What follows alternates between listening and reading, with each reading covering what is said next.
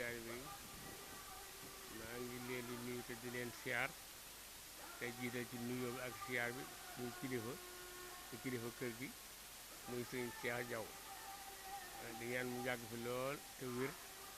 daa yàgg ànd ak ñun di liggéey sëñ bi barke sëñ Touba bis bi nag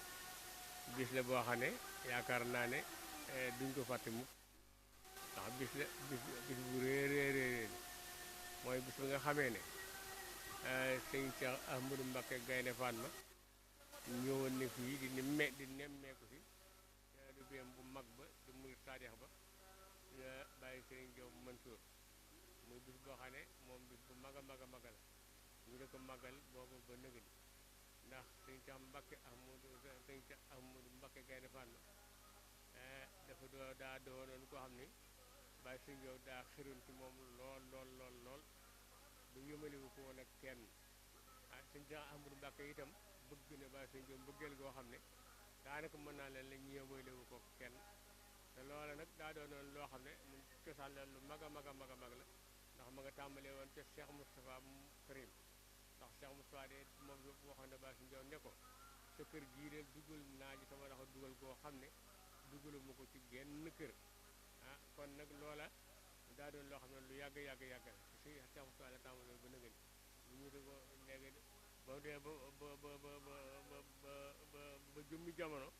léegi sëñ Cheikh am ndax benn femme nag wax bàyyi sëñ Diaw ne ko dama la bëgg a nuyu si ci sa kër yoo xam kër bi ma lay fekk bàyyi sëñ Diaw ne ko kon bay boo nga fekk ma bay boo nga ñëw jawee rek waaw ndax jawee dafa amoon histoire bu mag a mag bu fi xawoon mu ne ko kon daal bay boo nga ñëw jawee sëñ Cheikh amul bakk daal ne ko kon léegi da ngay wax bis boo bëgg rek man danaa ko ñëw nga xam ma ko mu ñëw mu wax ko bis bi mu bëgg ne ko sëñ Cheikh Mbacké daal bi ba yàggee ci bis ba sëñ Cheikh Mbacké daal di ñëw keroog yendu fii fane yendu ba jant mu delluwaat njëriñ loolu moo waral bis bi ñëw bi sëñ Cheikh Mbacké sëñ Cheikh Ahmadou Gaynde Fatma Mbacké ñëwoon yendu fi ba ngoon jot loolu moo waral màggal gi ba nëgëni moo waral bis bi ba nëgëni ba mu ñëwee itam yaakaar naa ne ña ko fekk woon am na ñu bari ñoo xam ne ñu ngi fi loole moom bis la woon bu mag a mag boo xam ne jàpp nañ ne moom tund wi moom benn bis boobu képp la ma saam waaw moom keroog la ma saam ba boobu tey amaatagul bis bu mel noonu boobu na nga ni amaatagul nag keroog la jëkk keroog la mujj waaw ndax sëñ Cheikh Ahmadou Mbacké Gaynde Fatma ba mu ñëw fii le 7 février la woon 1972 la ñu woon fii bis bi muy bisu altine da fekk fi bàyyi sëñ Diaw bi mu fekk fi bàyyi sëñ Diaw bu ñëwee nag moom li ñuy wax ma sëñ Cheikh Mbacké ba mu agsee rek daal di simmi bu mu daal di wékk bàyyi Cheikh Fall ga bàyyi góor nag yow xanaa li nga def tey moom xanaa doo ko def lu bari di agsi rek daal di simmi bu wékk loolu li nga koy def te xanaa man bëriwul mu ne ko kër gii de sama kër moo tax te xanaa ku dem si kër am nga sañ-sañu simmiku ñu ko waaw Mbacké mu ne ko loolu la moo tax dana rax ko sama kër moo tax ma def bis boobu nag bis la bu mag a mag moom la ñu màggal boobu ba nëgëri ba tey jii keroog bis ba yaakaar naa ne am na sax ku dégg mu doon joxe naan bis bi sëñ Cheikh Gaynde Fatma yendoo jawe jaw la bàyyi sëriñ di woote moom lay màggal bisu keroog mbooloo ma teew bustaan jaw bari na lool mëni su ko xayma ca xel bi nitti fan ak benn ci aw tabaski bis baa di alterné te mooy bisu Rasuul loolu la waaji waxoon mu ne teeru ba nag ay naaru góor la ñu waroon yoo yor bu dër la na jaseet ñu ma àndal ba mu ñëwee